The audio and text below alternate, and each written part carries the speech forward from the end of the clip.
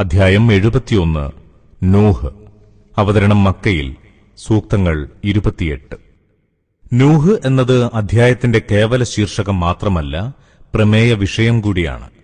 ആദ്യ അവസാനം നൂഹ് നബിയുടെ പ്രബോധന ചരിത്രവും ജീവിതാനുഭവങ്ങളുമാണ്. പ്രവാചകന്റെ മക്ക ജീവിതത്തിന്റെ ആദ്യകാലത്ത് ഇത് അവതീർണമായി. ബിസ്മില്ലാഹിർ റഹ്മാനിർ റഹീം. നൂഹിനെ നാം തന്റെ ജനതയിലേക്ക് ദൂതനായി നിയോഗിച്ചു. വേദനയേറിയ ശിക്ഷ വന്നെത്തും മുമ്പേ നിന്റെ ജനത്തിന് മുന്നറിയിപ്പ് നൽകുക എന്ന നിർദ്ദേശത്തോടെ. അദ്ദേഹം പറഞ്ഞു, എന്റെ ജനമേ, ഞാൻ നിങ്ങൾക്ക് വ്യക്തമായ മുന്നറിയിപ്പ് നൽകുന്നവനാണ്. അതിനാൽ നിങ്ങൾ അല്ലാഹുവിന് വഴിപ്പെടുക, അവനെ സൂക്ഷിക്കുക, എന്നെ അനുസരിക്കുക. എങ്കിൽ അല്ലാഹു നിങ്ങൾക്ക് നിങ്ങളുടെ പാപങ്ങൾ പുറത്തുതരും. ഒരു നിശ്ചിത അവധി വരെ നിങ്ങൾക്ക് ജീവിക്കാൻ അവസരം നൽകും. അല്ലാഹുവിന്റെ അവധി ആഗതമായാൽ പിന്നെയൊട്ടും പിന്തിക്കുകയില്ല. തീർച്ച നിങ്ങൾ അതറിഞ്ഞിരുന്നെങ്കിൽ. നൂഹ് പറഞ്ഞു, നാഥ, രാവും പകലും ഞാൻ എന്റെ ജനത്തെ വിളിച്ചു. എന്നാൽ എന്റെ ക്ഷണം അവരെ കൂടുതൽ അകറ്റുകയാണുണ്ടായത്. നീ അവർക്ക് മാപ്പേകാനായി ഞാൻ അവരെ വിളിച്ചപ്പോഴൊക്കെയും അവർ കാതിൽ വിരൽ തിരുകുകയും വസ്ത്രം കൊണ്ട് മൂടുകയുമായിരുന്നു. അവർ തങ്ങളുടെ ദുശാഠ്യത്തിൽ ഉറച്ചുനിന്നു, അങ്ങേയറ്റം അഹങ്കരിക്കുകയും ചെയ്തു. വീണ്ടും ഞാൻ അവരെ ഉറക്കെ വിളിച്ചു.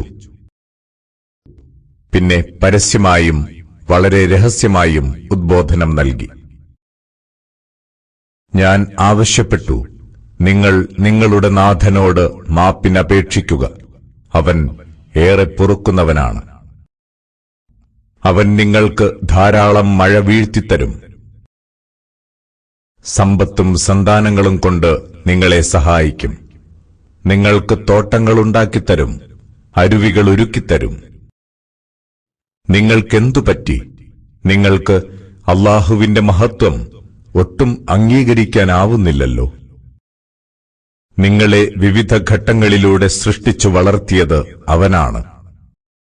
അല്ലാഹു ഒന്നിനുമീതെ മറ്റൊന്നായി 7 ആകാശങ്ങളെ സൃഷ്ടിച്ചതെങ്ങനെയെന്ന് നിങ്ങൾ കാണുന്നില്ലേ? അതിൽ വെളിച്ചമായി ചന്ദ്രനെ ഉണ്ടാക്കി, വിളക്കായി സൂര്യനെയും.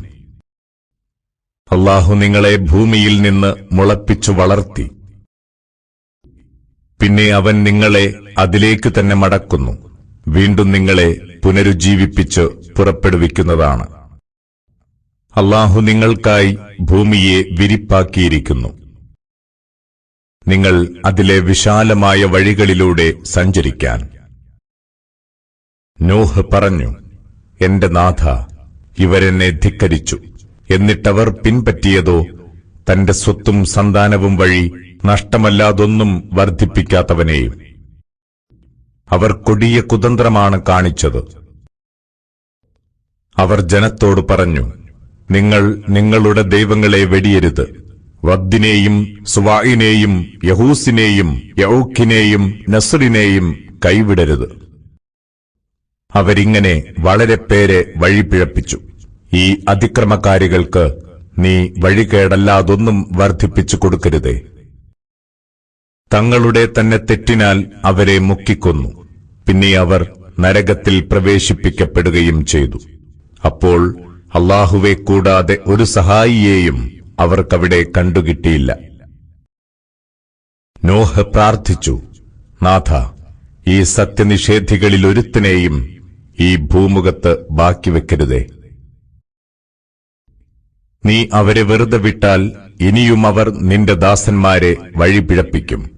തെമ്മാടികൾക്കും നിഷേധികൾക്കുമല്ലാതെ അവർ ജന്മം നൽകുകയുമില്ല. നാഥ, എനിക്കും എന്റെ മാതാപിതാക്കൾക്കും വിശ്വാസികളായി എന്റെ ഭവനത്തിൽ കടന്നുവരുന്നവർക്കും സത്യവിശ്വാസികൾക്കും വിശ്വാസിനികൾക്കും നീ പൊറുത്തു തരേണമേ. അതിക്രമികൾക്ക് നാശമല്ലാതൊന്നും വർദ്ധിപ്പിച്ചു കൊടുക്കരുതേ.